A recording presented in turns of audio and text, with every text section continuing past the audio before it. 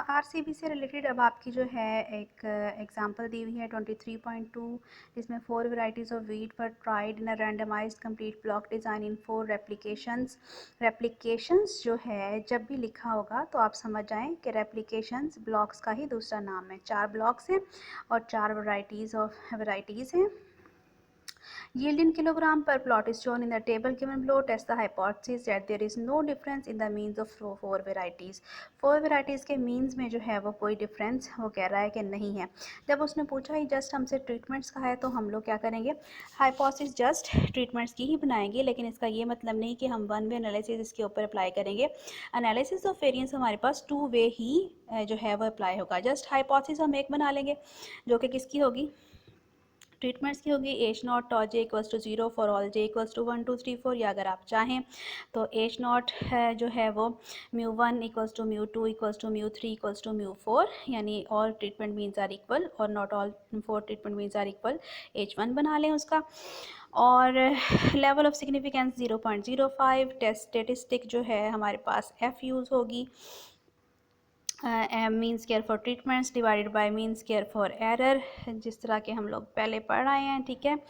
और उसके बाद जो है वो वही 2 वे एनालिसिस वाली हमारी कंप्यूटेशंस हैं। Total sum of square, treatment sum of square, replicate sum of square या ब्लॉक्स सम ऑफ स्क्वायर, ठीक है। और उसके बाद जो है वो लास्ट पे टोटल सम ऑफ स्क्वायर्स में से सारे ये माइनस करेंगे तो हमारे पास एरर सम ऑफ स्क्वायर आ जाएगा। इसको हमने अपने यहाँ टेबल में जो है वो लिख दिया है, नोवा टेबल में। और उसके बाद क्रिटिकल रीजन जो है वो बनाया है F1, the reasons of rejection are F1 F2 greater than equals to F0.05। आप जस्ट जो है वो F1 का ही बनाएं, ट्रीटमेंट्स का ही बनाएं, क्योंकि वो सेम है इसलिए उसने दोनों बना दिए हैं, ज़रूरत नहीं है उसकी। जस्ट ट्रीटमेंट्स का बनाएं जो कि क्या होगा, F1 आपके पास is greater than equals to F alpha 0.05, और ट्रीटमेंट्स की डिग्रीज ऑफ फ्रीडम 3 है और एरर की 9 है, 3 और 9 उसमें 3.86 आई है। अब F1 जो है वो फॉल कर रहा है क्रिटिकल रीजन में, लिहाजा हम अपनी नल हाइपोथेसिस को रिजेक्ट कर देंगे और ये कहेंगे कि means of varieties are significantly different, ठीक है।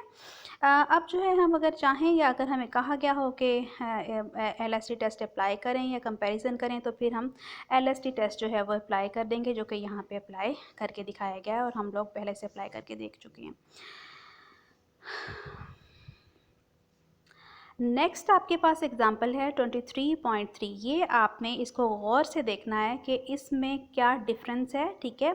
और हमने इसको स्टार्ट कैसे लेना है, इसका बस स्टार्ट इसका डिफरेंट है, बाकी सारा कुछ उसका सेम रहेगा। Following is the plan of a field layout for testing 4 varieties A, B, C and D of wheat in each of 5 blocks. 5 blocks हैं और 4 वेराइटीज़ ऑफ वीट हैं। The plot yields in pounds are also indicated therein. अब ये उसने बताया कि 5 blocks हैं, 1 2 3 4 5, एक तो मैंने जिस तरह आपको बताया था। और फिर हर ब्लॉक में क्या है, ये देखें चारों ट्रीटमेंट्स को अप्लाई किया गया है, FD B C A B A C D, ठीक है। और ये देखें D A B C, हर एक में चारों ट्रीटमेंट्स रिपीट हुई हैं। 5 ब्लॉक्स हैं, 4 ट्रीटमेंट्स हैं। अब इसकी जब हम लोगों ने कंप्यूटेशन करनी है तो कंप्यूटेशन करते वक्त जो हमने चेंज लाना है वो ये है कि ब्लॉक्स को, जैसे मैंने बताया था इस तरह से ब्लॉक्स को कैसे लिख लें, रोज़ में लिख लें। और जो है ब्लॉक 1 में ट्रीटमेंट A की क्या वैल्यू है वो सबसे पहले आ जाएगी। ब्लॉक 1 में ट्रीटमेंट A की क्या वैल्यू है, 32.3, ठीक है। चलिए इसको करते हैं। ब्लॉक 1 में ट्रीटमेंट A की क्या वैल्यू है, 32.3, वो लिखी। उसके बाद ब्लॉक 2 में क्या वैल्यू है, 34, वो हम यहाँ पे लिखेंगे 34 सेकंड जगह पे। ब्लॉक 3 में A की क्या वैल्यू है, 34.3, वो हम यहाँ पे लिखेंगे। ब्लॉक 4 में A की क्या वैल्यू है, 35, वो हम यहाँ लिखेंगे। और ब्लॉक 5 में A की क्या वैल्यू है, 36.5, वो हम यहाँ लिखेंगे।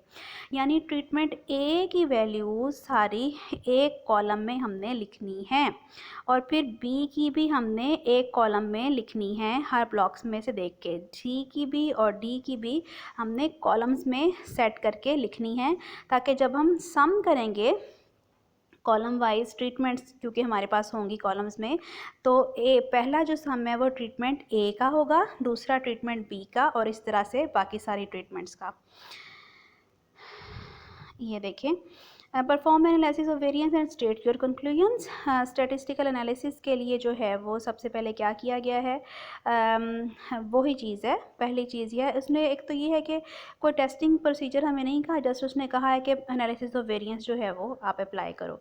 तो हम लोग स्टैटिस्टिकल एनालिसिस के लिए क्या करेंगे, वही बात है, सबसे पहले ब्लॉक्स में आप ब्लॉक्स को आपने इस तरह लिख देना है 1 2 3 4 5, और जो नोट करने वाली बात है वो ये है कि ट्रीटमेंट ए की सारे ब्लॉक्स में से वैल्यूज़ तरतीब के साथ 1 में क्या वैल्यू है, 2 में क्या है, 3 में क्या है, 4 में क्या है, 5 में क्या है, वो हमने लिखनी है। फिर ट्रीटमेंट बी की वैल्यूज़ दूसरे कॉलम में हमने हर ब्लॉक में से देख के, फिर सी की इसी तरह से, और फिर डी की। इस तरह से अरेंजमेंट इनकी ज़रूरी है। अगर आप उसी तरह से इनको लिखा रहने देंगे जिस तरह से कि ये क्वेश्चन में लिखी हुई हैं, तो उससे क्या मसला होगा, जैसे अगर एक बच्चा इन पर गौर नहीं करता और हर ट्रीटमेंट की वैल्यूज़ को कॉलम वाइज अलग नहीं करता और वो इनको ही लेके ऐड कर देता है, तो क्या होगा, डी बी सी ए चारों की वैल्यूज़ ऐड हो जाएंगी और किसी भी एक ट्रीटमेंट का जो है इफ़ेक्ट जो है हम अलग से उसको काउंट नहीं कर सकते, ठीक है। लिहाजा कॉलम्स में ए बी सी डी सारी ट्रीटमेंट्स की वैल्यूज़ को अलग अलग अरेंज करना है हर ब्लॉक में से देख के, ठीक है। उसके बाद बी की ब्लॉक 1 में क्या वैल्यू है, बी की ब्लॉक 2 में क्या वैल्यू है, बी की ब्लॉक 3 में क्या वैल्यू है, ब्लॉक 4 में क्या वैल्यू है, ब्लॉक 5 में क्या वैल्यू है, ये सारी की सारी अरेंज करके यहाँ पे लिख देनी है ट्रीटमेंट बी की। इस तरह सी की और इस तरह से डी की। उसके बाद जो एनालिसिस है वो बिल्कुल हमारा 2 वे एनालिसिस की तरह जिस तरह हम लोग पहले कर रहे हैं करना है। सबसे पहले total sum of square compute करें, फिर treatment sum of square compute करें, फिर जो है वो हमारे पास ब्लॉक्स का सम ऑफ स्क्वायर जो है जिसके लिए हमने रोज़ के टोटल्स लिए हुए हैं, ठीक है, वो कंप्यूट करें, और एंड पे जो है वो error sum of square compute करेंगे। और उसके बाद जो है वो एनोवा बना दिया है, और एनोवा बनाने के बाद जो है वो अगर टेस्टिंग जो है वो उसकी की गई है तो अब उसने यहाँ पे आके एंड पे हाइपोथेसिस भी बना दी है, ठीक है। तो हाइपोथेसिस बेशक शुरू में बना लें, ठीक है, कि H not T1 equals to T2 equals to T3 equals to T4, या μ1 equals to μ2 equals to μ3 equals to μ4 against all not all four treatment means are equal. और F1 की ट्रीटमेंट्स की क्या वैल्यू आई है 20.47, और ट्रीटमेंट्स का जो F है, और इसको जो है F टेबुलेटेड के साथ कंपेयर किया वो 3.49 है, जो कि बहुत ग्रेटर वैल्यू है हमारे पास ट्रीटमेंट के F की।